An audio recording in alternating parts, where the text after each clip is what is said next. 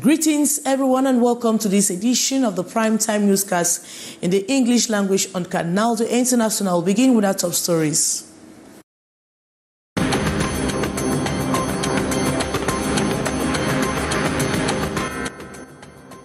Incident has gripped the town of Banganthi. 18-year-old Cabral lost his life will never after return being to Banganthi by his younger brother. The second-year ultimate. We equally take you to Musumbu, a village nestled in the Cam division of the littoral region of Cameroon, where residents have struggled with dire living conditions for 3 months. Darkness has enveloped the village as electricity remains a distant memory. And today is the International Day to commemorate the French language. Details right ahead.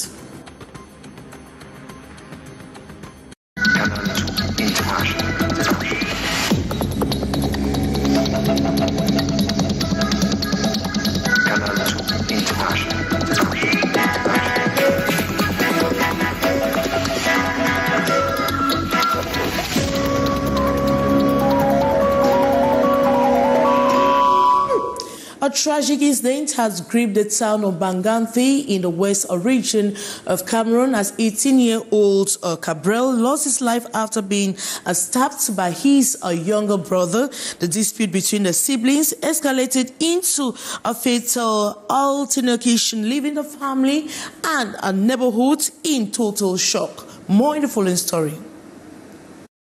18-year-old Cabral Chute will never return to Banganthi Technical High School. The second-year auto mechanics students met a tragic end after being repeatedly stabbed by his younger brother. Cabral succumbed to his injuries at the Bafoussam Regional Hospital. What initially began as a dispute between the siblings tragically culminated in irreversible consequences.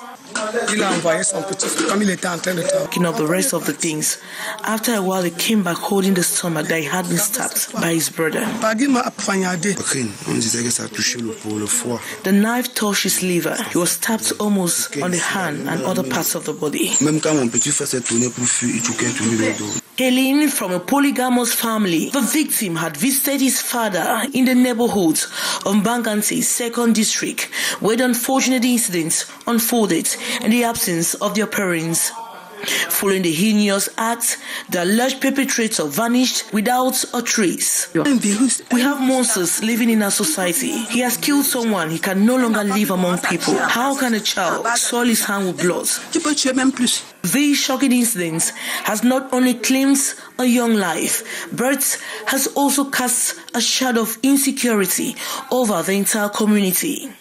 As authorities continue their investigation, the family mourns the loss of Cabral, whose promising future was tragically cut short by familial discord turned fatal.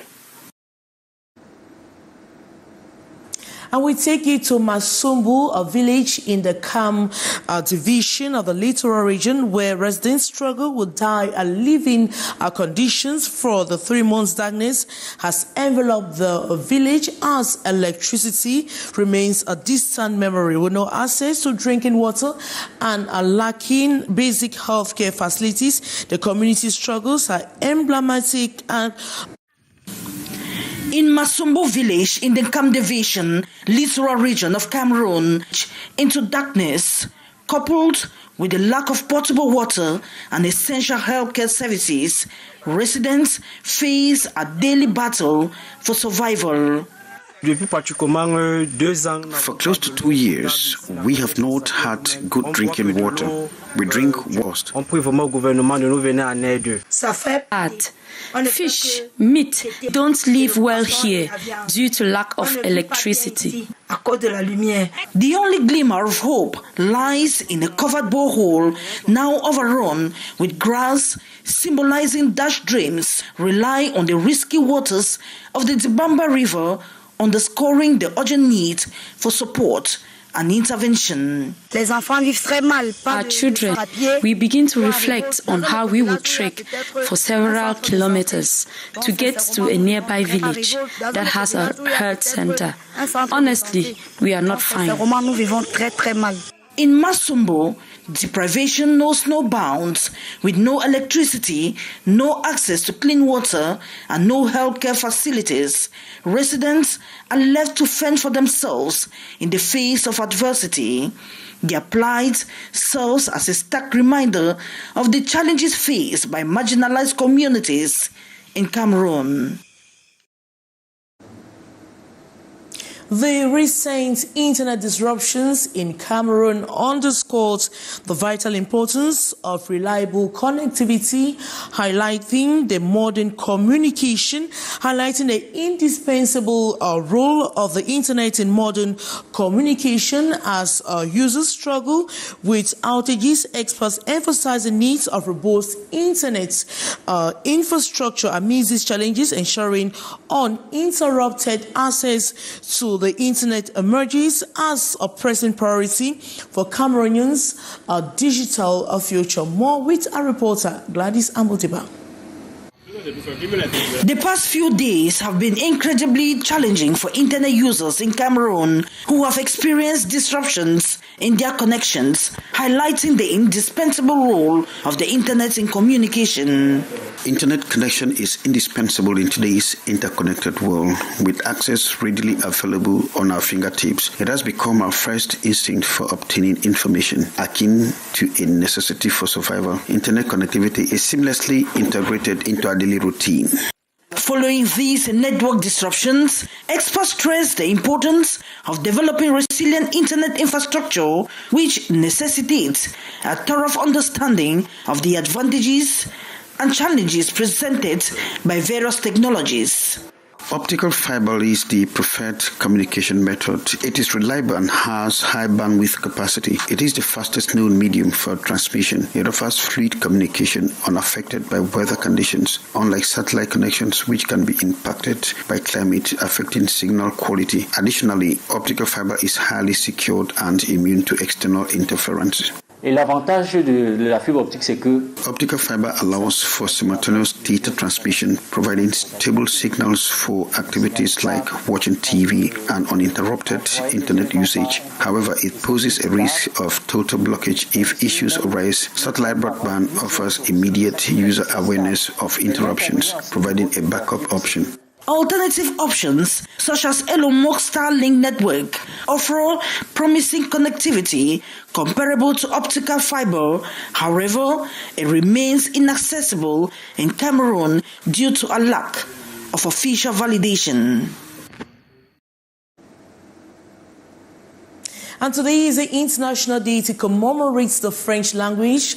Being one of the main languages in the world, the French language is facing threats of decline in many parts of the world. Kejan Henry Tembe takes a look on some of the reasons and said despite threats, more than 3 million people in the world speak French. His story. The French language is one of the languages of the United Nations and the fifth most spoken language in the world, and present on every continent. Despite having close to 300 speakers across the world, there are, however, non-contestable data which shows that the French language is threatened in many parts of the world, including Africa and Canada. Like Rwanda, Mali has dropped French as an official language, though it is still used as a working language.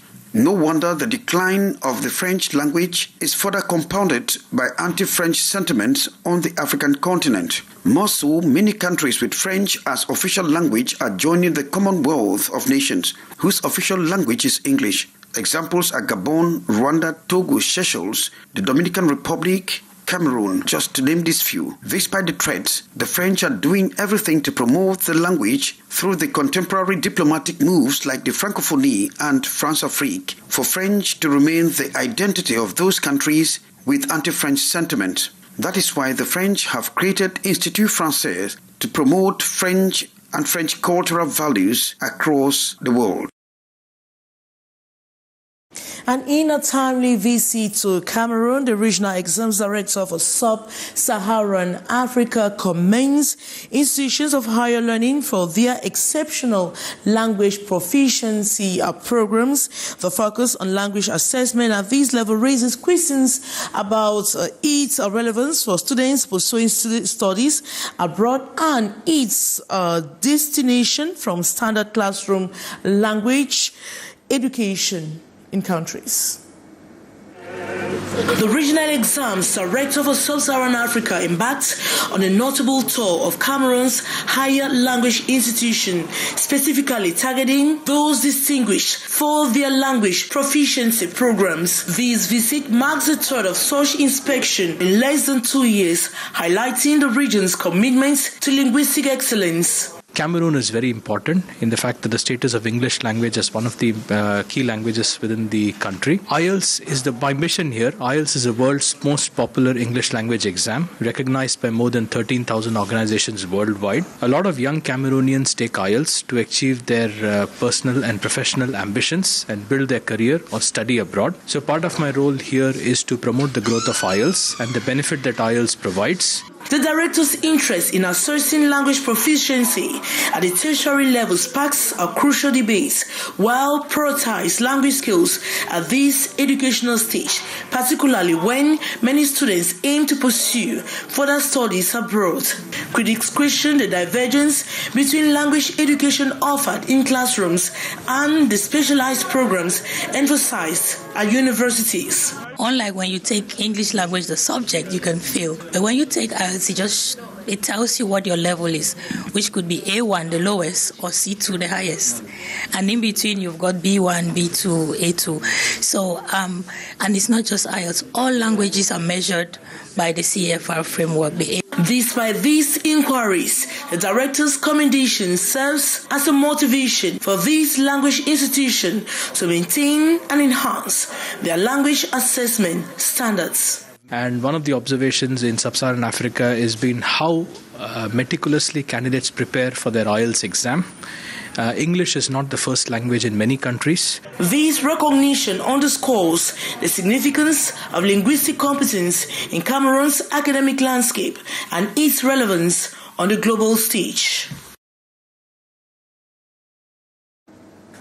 The First Lady Chantal Biya has offered a bouquet of flowers, well-packaged gifts and valise to a mother and her twin babies, fruits of in vitro fertilization, happy end of a long, complex and a difficult journey of a lady in her 50s at the Yaoundé Gynaco of Endoscopic Surgery and Human Reproductive Teaching Hospital. More in the following story with our reporter, Beatrice Ngam. The facial expression tells of a mother, blessed indeed, with two beautiful baby girls. Twin, her bundle of joy, fruit of in vitro fertilization. What the First Lady celebrated at Cliquez. Chantal Biya's package, a bouquet of flowers, gifts for the babies and their mother, and a valise. Thank you, Chantal Biya, for putting a smile on my face. The joy contaminated the lady's father and family members back at home. Oh, un sentiment de joie terrible dans le cœur. Sentiment of joy in my heart as I speak. All family members, since the day this marvelous situation happened, it's been total joy at Buddha because no one knew she could breastfeed as she's doing.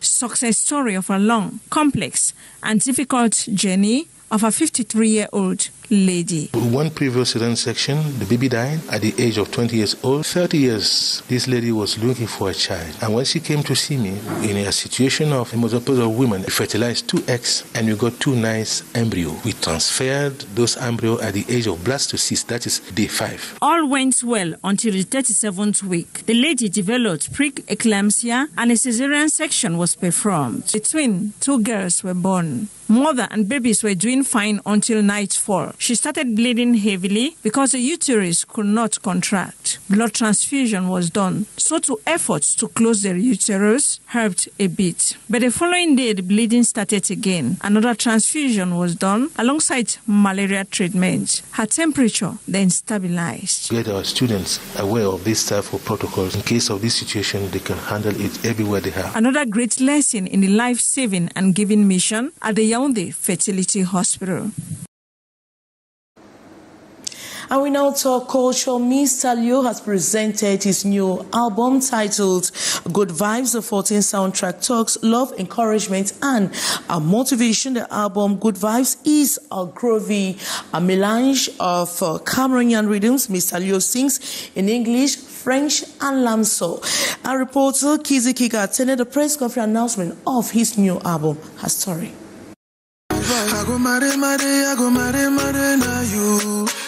Many are already tipping it the greatest comeback of Mr. Leo. Good Vibes is the title of the new album, a melange of Afro-pop, hip-hop, and groove. The album consists of 14 tracks where he shared happiness, positive values, love, hope, and forgiveness. He offers bois pop music, Afro-pop, R&B, all sung in English, French, and Lamsa. Mr. Leo expatiates more on Good Vibes. At first, I was 100% an artist.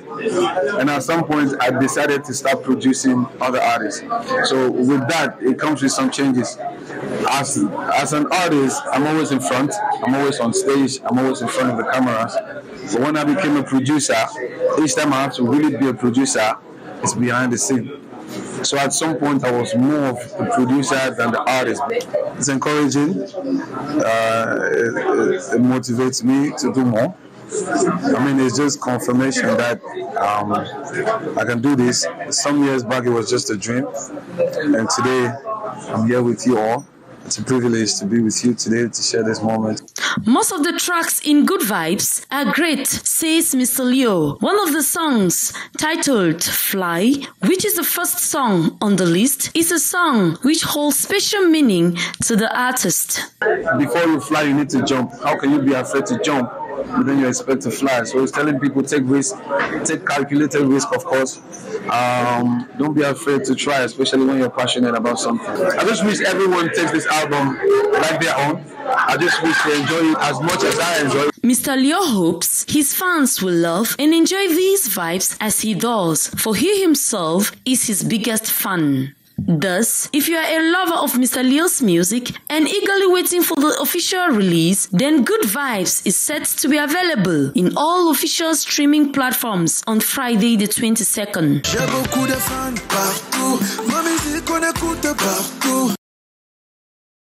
That's how we saw it in this edition of the Primetime Newscast in the English language on Canal International. And coming up just next is the brief with Lil Pijou. As for me, I will be back same time tomorrow. Good night.